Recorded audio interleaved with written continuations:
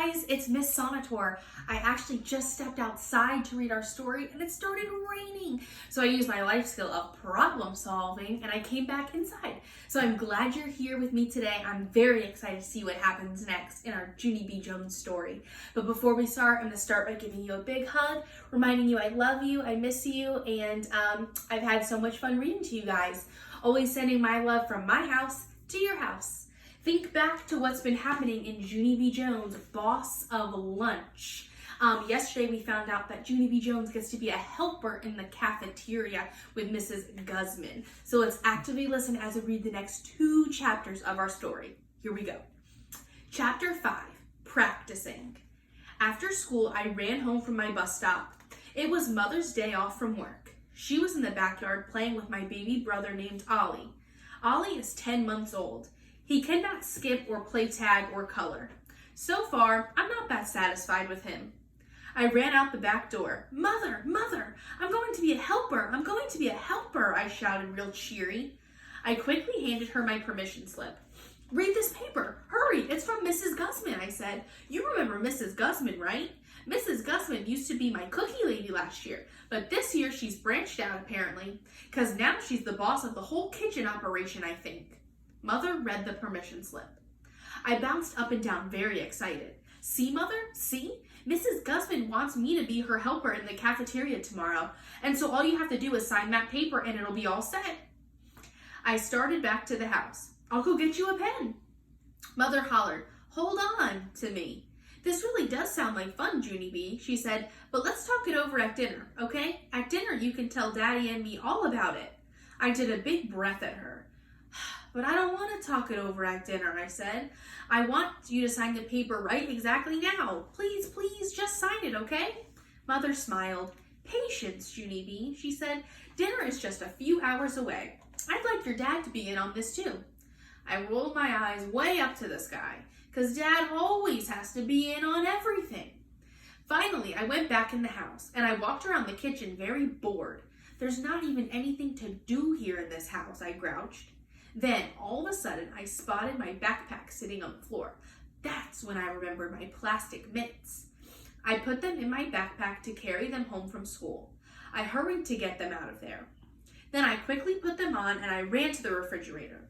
Now I can practice touching food, I said, really thrilled. I opened up the door and started touching stuff. First I touched some fruit and an avocado and a squishy tomato. Then I put my hand in the butter and also some creamy cottage cheese. Whoa, these mitts make touching food enjoyable, I said. After I was done, I put the mitts in my pocket and I went to watch TV. Only I couldn't even pay attention that good, because I kept on thinking about being a helper, of course. My excitement got bigger and bigger. Then, hooray, hooray, Dad finally came home from work and it was time for dinner.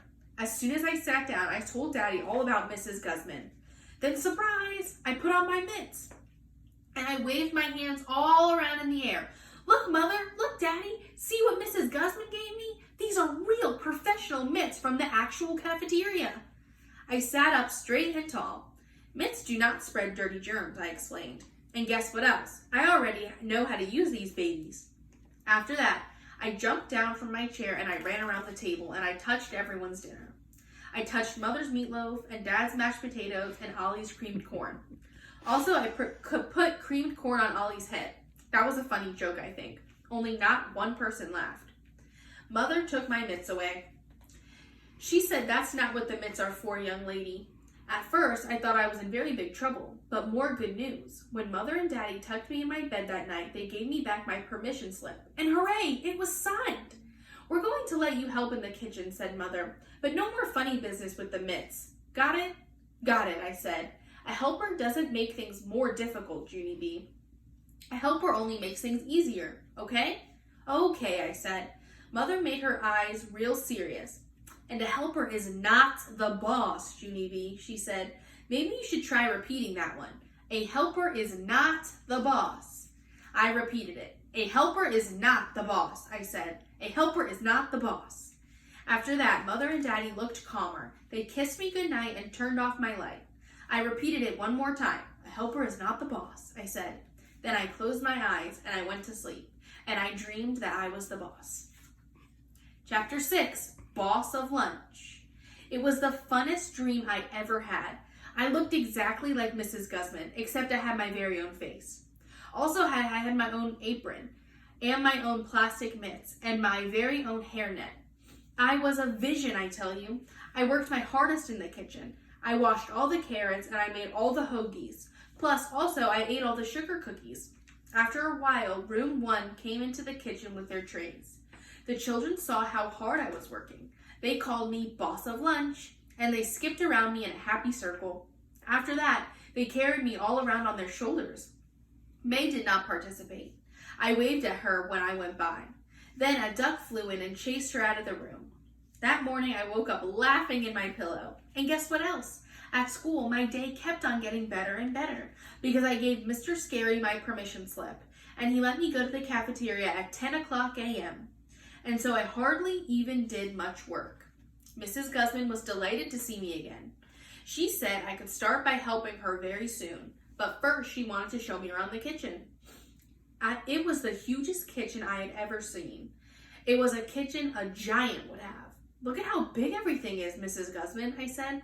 Look at the big dishwasher over there, and look at those big refrigerators, and whoa, look at the big sinks and that giant freezer. I kept looking. And look at that big can opener, and look at this big floor we're standing on, and look at these big walls, and that big light switch, and those big... Mrs. Guzman interrupted me. Okay, let's move on, shall we, she said. I'd like for you to meet some of the other folks who work here, Junie B.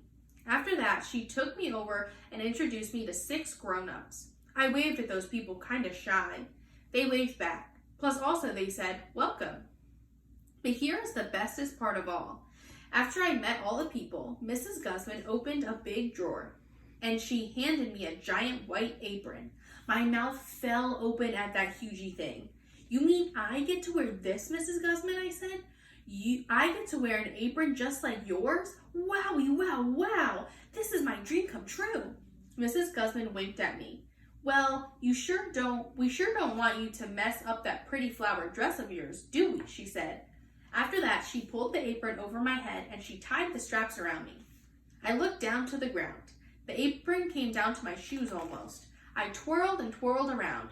"Ooh, I love this apron, Mrs. Guzman," I said. "This apron makes me feel like a princess." Mrs. Guzman said I had a good imagination. After that, I put on my mitts that she had given me, and I twirled some more. "Now I have the whole complete outfit practically," I said, real happy. And then, what do you know? All of a sudden, Mrs. Guzman reached into her apron and she pulled out a hairnet. "A hairnet just for me?" She put it on my head. Oh boy, thank you, Mrs. Guzman, thank you," I squealed. Then I zoomed to the oven and stared at myself in the glass. "Look at me, just look at me. I look like a real professional lunch maker," I said. After that, I stared and stared at myself some more, and I couldn't even stop. That is the end of our last chapter for today. I'm very glad that Junie B is having fun in the cafeteria. I hope you like this story as much as I do, and I'll meet you back here tomorrow to finish the book. See ya!